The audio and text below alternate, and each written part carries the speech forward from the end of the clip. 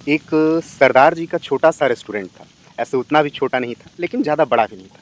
वो छोटे से रेस्टोरेंट में बहुत ही खूबसूरत खाना मिलता था और वहाँ पे इतना ज़्यादा ग्राहकों की भीड़ लगती थी कि ग्राहकों को इंतज़ार करना पड़ता था अपने भोजन के लिए। एक दिन एक ग्राहक ने देखा कि बहुत ही ज़्यादा क्राउड है, बहुत ही ज़्यादा भीड़ है, उसने अपना खाना ऑर्डर किया और देखा कि मेरे बगल में ही एक मुसलमान, काफ़ी नॉर्मल था, काफ़ी गरीब था, वो बैठ के खाना खा रहा है।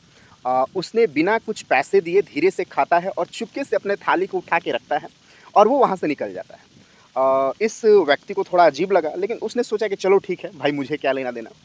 फिर यह व्यक्ति दूसरे दिन उस दुकान पे, उस रेस्टोरेंट में जो पंजाबी का एक सरदार जी का था, खाना खाने जाता है और वहाँ पे फिर उसी व्यक्ति को उसी तरह से खाते हुए और चुपके से निकलते हुए देखा है। फिर तीसरे दिन भी यह जाता है, इत्तेफ़ाक कहें या फिर जो भी कहें, उसी वक़्त वो भी व्यक्ति आता है और खाता है और बिना पैसे दिए चुपके से निकल जाता है। तीसरे दिन इस व्यक्ति को बर्दाश्त नहीं हुआ और जाता है, जो सरदार जी रहते हैं उनसे बोलता है कि आप कैसे मालिक हैं?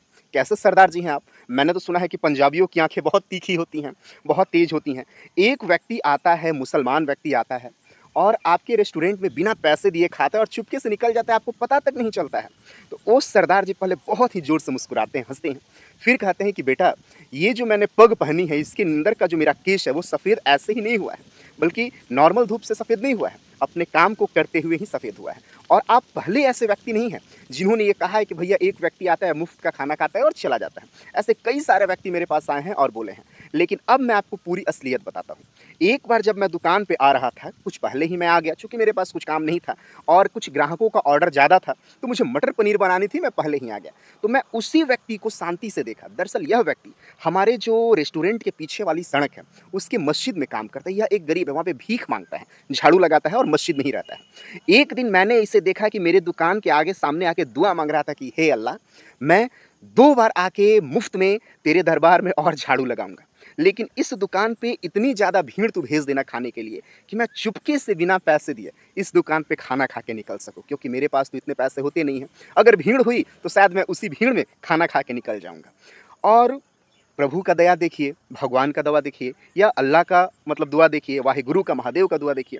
उस समय के बाद मेरे दुकान पे बहुत ही ज़्यादा और भीड़ होने लगी और मेरा दुकान परिपूर्ण रूप से, बहुत ही अच्छे रूप से चलने लगा। आज मेरा जो छोटा-सा रेस्टोरेंट है, पूरे शहर का सबसे बड़े रेस्टोरेंटों में से एक है। मैं कहीं न कहीं उसके अपने मेहनत और अपने कर्मों को तो मानता हूँ, लेकिन सामने वाले की दुआ को भी मानता हूँ।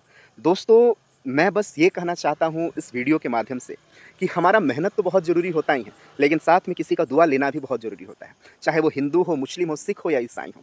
भगवान जो होते हैं वो बँटे नहीं हैं, बल्कि हम लोगों ने जाति और धर्म के नाम पे उन्हें बाँट दिया है। भगवान तो सिर्फ़ एक ही हैं, चाहे आप उन्हें प्रकृति कहें, महादेव कहें, भगवान कहें, अल्लाह कहें या वाहेगुरु कहें। बस हमारी सोच का अंतर है।